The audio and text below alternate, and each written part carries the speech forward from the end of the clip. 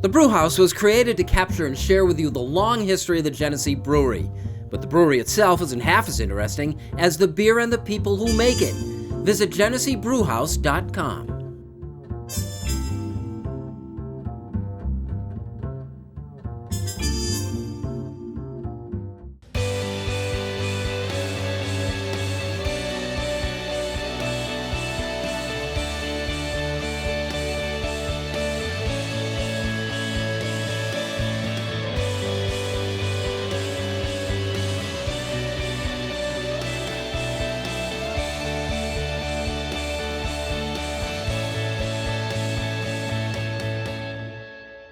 Hi everyone, thanks for joining us. We are the Rochester Press Box presented by the Genesee Brewhouse. Tariq is back. Tariq Spence, nice to have you, man. Happy holidays to everybody. Look, happy to be here. Pat Duffy, what do you got on? The Larry Bird Team USA Dream Team practice jersey. That's not the mellow one? Well, see, here's the thing. I know Larry Bird has won, the MVP and a couple NBA championships. He's a Hall of Famer. But how many Players of the Week has he won, Tariq? I don't know, but I know Carmelo has one just for the first 5 days he's been Do you remember back. Tom Brady? The Tom Brady story came out about him not being player of the game, and he was like upset 15 years into his career that Bill Belichick had never named him player of the game. Yeah. Hey, college basketball, Tariq, I'm having an awfully tough time getting into it this year. I mean, really, and Syracuse isn't helping. No, well, Syracuse, was it their worst start in Boeheim's 44 years? I mean, for crying out loud, it's rough. I think the reason what's interesting about these games that you look at Evansville, they've got so many more players that are upperclassmen, and then you've got these one and done players who are freshmen and sophomore. You look at some of the stats on those teams. These kids are highly touted, highly recruited, but not battle tested, taking on kids who have been in college for 2 to 3 years. You're gonna get a surprise. I like it. I love the fact that I could watch any college basketball game and just look at a team that Stephen F. Austin and just be like, huh? How could Duke allow that on their court? So what's gonna happen in a tournament? I love it because these kids are going against these hotshot athletes they just see on Instagram, and they get a chance to show them, what college basketball is. It is an interesting dynamic because there's not a player on that roster, the Stephen F. Austin team, that could make Duke. Sure. Yet collectively they beat him. You're 100% right, and there's a reason for it. I'll get to in a second. I'm with you. I like it a lot, but not for the reason you do. I mean, I like the surprises. I love watching these smug college basketball coaches that for years, we win because we know what we're doing. Well, you don't know what you're doing anymore, right? You're right. It's 100% team basketball with kids that have been battle tested versus these coaches that have no idea on how to now get through to the modern young basketball player. You saw this start in hockey a couple of years ago. Same kind of issue. Well, yeah, your Boeheims and your Calipari and your Krzyzewskis, you're not so great anymore. But you wonder why this is happening. I do blame the major AAU programs in America because you went from having these high school basketball coaches that were teaching the game to now these AAU coaches that want exposure for their teams that are just taking any major athlete that will come and letting them do whatever the heck they want. I hate to sound like, old man on the front lawn, but these kids are getting there. They're not learning the game like they used to, and the perfect example is how successful young European players are in the NBA right now compared to their American counterparts. I think there's a little Zion Williamson hangover too. We had this guy in that team to kind of focus our attention on it. It made the basketball season interesting. I don't see any of that. Well, people like to root for Duke to win and root for Duke to lose. So that's the dynamic you get from that. But I find it interesting. You said the Euro players. Look at who's coming off of a year where he was the best rookie in the game, Luka. Mm-hmm. I mean, look at where Luka has come from a pure shooting standpoint. This isn't somebody who jumps out of the gym. This isn't somebody who dunks on everybody. This is a guy who can basically shoot the lights out in the NBA, and he's making, I would say he's in the top 5, top 6 for MVP if he continues this run. Now, you're going to have your Hardens, you're going to have your LeBron James, you're going to have all these other players. But, I mean, Luka is surprisingly, usually they dip down after their rookie year. He's getting better.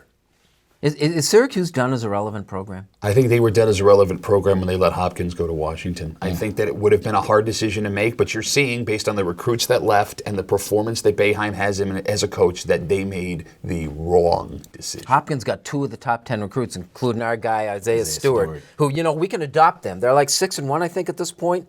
And if Syracuse is providing such a bad view, we can look for games where you're seeing Washington and let's watch this kid while we have that chance. Well, everything was rolling out. Just like you said, Hopkins was going to take over, Boeheim was going to step down, and then he had a change of heart and a change of mind, and it's actually going to hurt his legacy going forward. I feel bad. I mean, if Syracuse does not win their next 4 or 5 games before they get to the ACC heavy schedule, we're looking at a team that's not going to be able to get into the not only NCAA tournament. Do they even run the NIT anymore?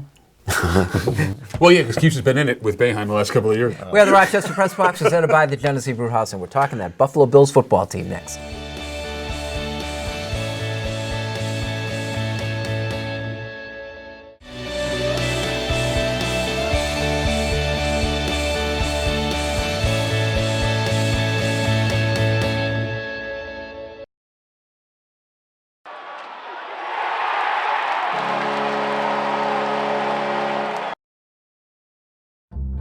The Press Box is brought to you in part by Bay & Goodman Pizza, a local Rochester favorite. Corner of North Winton and Browncroft, Bay & Goodman Pizza.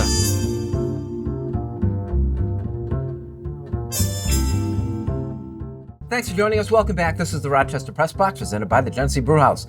Great week to be a Bills fan, huh? Ooh, buddy. I'm back, baby. I'm in. I'm 100% in on this team. All of the doubts and trepidation, I've let it go away. We're in a position now where if the Patriots lose to the Chiefs this weekend, which very possible, Yeah. the Bills control their own destiny for the first seed in the AFC home field advantage throughout the playoffs. That's a thing that's happening right now.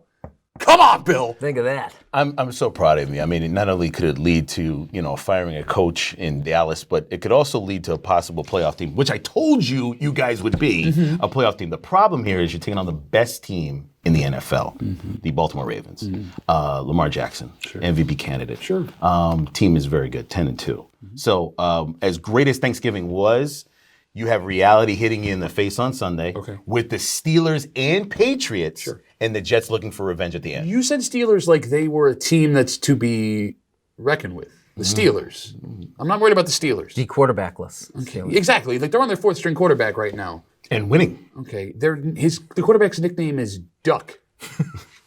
Okay. I'm not scared of the Patriots anymore either. I mean, not scared of as in like it's a definite loss. Like I want that team again after what happened the first week. Don't get me wrong. This Ravens team is scary. Lamar Jackson is scary, but he is beatable. I mean, he's a guy that went 2-2 in his first 4 games this season. You have run off 8 straight. You are due for a collapse. The weather is not going to be great in Buffalo on Sunday. And if there is a defense that I think can dissect him, it's what Leslie Frazier does with the talent he has on that side. And the narrative has changed. You think about a month ago, when you looked at what the Bills had to do with the schedule they had remaining, I think we all would have said we got a better chance of beating Baltimore at home than we have of winning at Dallas. 100%. I would have said that before last week, honestly. Well, everybody had a lot of faith in Dallas. They have so much talent. They're a top 10 team, and I just don't understand it. There's got to be a problem there with the chemistry and what's going on with that offense. I don't want to see a guy get fired, although by the time this segment's over, another NFL coach is probably going to get fired.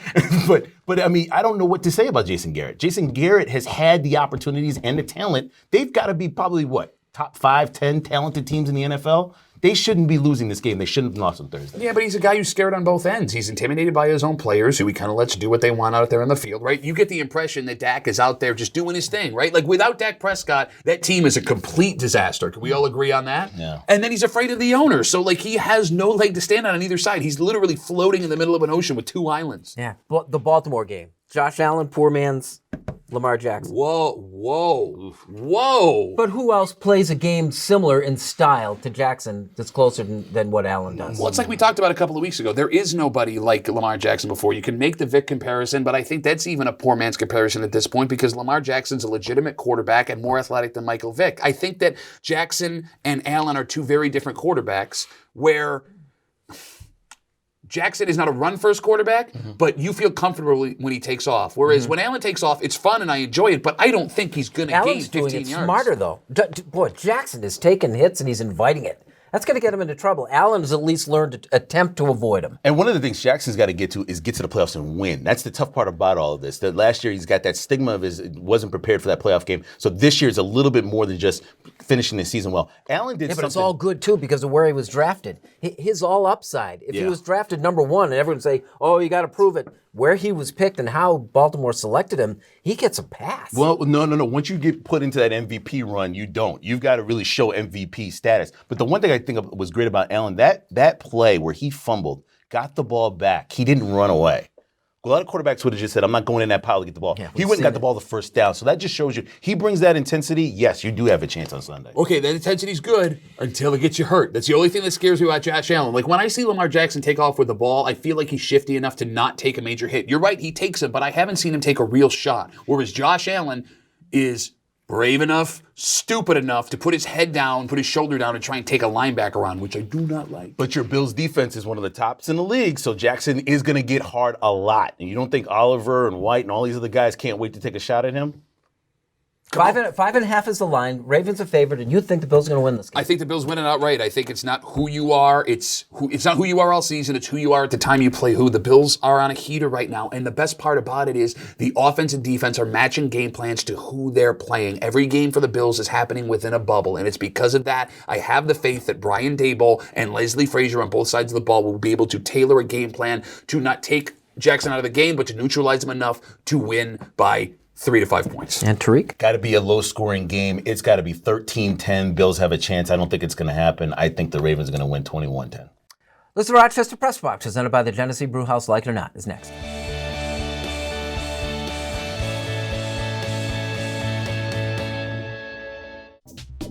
Here's the Press Box trivia question, brought to you by Market View Liquor, where exceptional customer service meets an extensive selection. Jefferson Road at 390.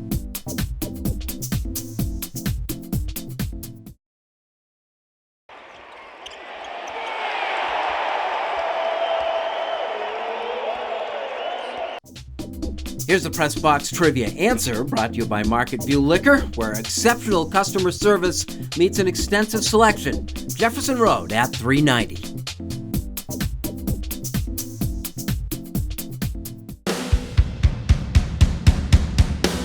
Welcome back. We are the Rochester Press Box, presented by the Genesee Brewhouse. Like it or not, I know you've been dying to talk about Carmelo. Carmelo Anthony is the NBA Player of the Week. Can you give me credit where credit is due? He is the Player of the Week. He's back in the NBA. He's contributing, Duffy. Now listen, I know you have a sore spot for Carmelo Anthony, and even he admitted it's not a farewell tour, but can we just say the Portland Trailblazers needed help. He helped them win a few games. It's good to see him out there scoring 20, 30 points and fighting for rebounds with Hassan Whiteside. Fighting for rebounds. Fighting for rebounds. It bounced right into his face. I knew that would get him. Well, he had a few assists, too. Yes! He's passing the ball. He's accepting his role. What? He's played like 5 games. He's played 5 games. And the problem has never been, can he score 20, 30 points? He could always go and score 20, 30 points. The question with Carmelo Anthony and what has kept him out of the league is, can he contribute to a winning team? He's been there 5 games, and the only reason he had an opportunity is because that team was underperforming so poorly.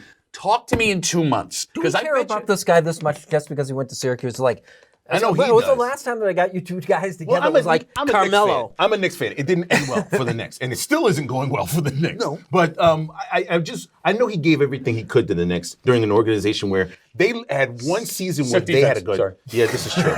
But they didn't pay him for that. That was the whole problem. But I just want to see this end well. I just want to see this end well for him and get on a team and maybe get a ring out of it. But in life, there are great players that never won rings. He's probably going to be one of them. No, but he's not a great player. He's not a great player, so he doesn't deserve a ring. I mean, listen, the guy can play basketball. You're not going to build, if you were to build a statue of 5 guys from his generation, 3 draft classes, the one before and one after, he wouldn't make that, right? You could make an argument. Listen, there are guys that play legitimate basketball games, that don't play defense, that still play hard. Melo is not one of them. He's not a great basketball player, and I don't know why you Syracuse fans and you Knicks fans are constantly apologizing for him. I just don't understand. I don't understand. Listen, there are people on the bench that get rings, okay? Sure. Right?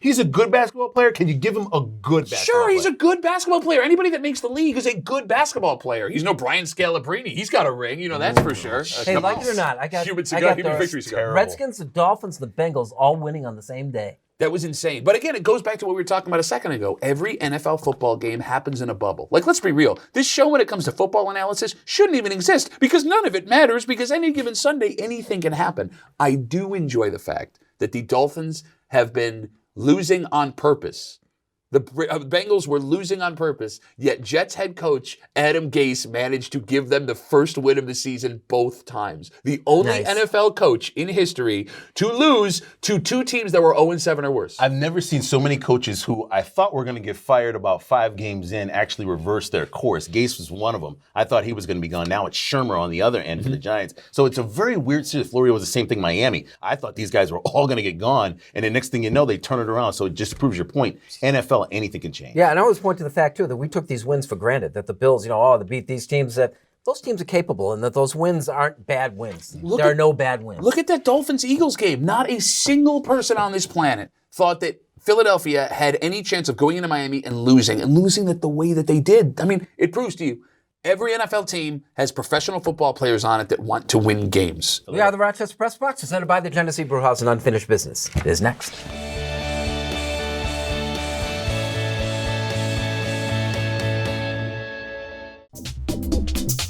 And now here's this week's MVP Experience Stat of the Week, brought to you by Sport Clips, where it's good to be a guy.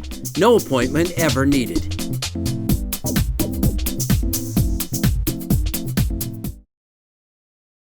And now to Eichel. He floated one.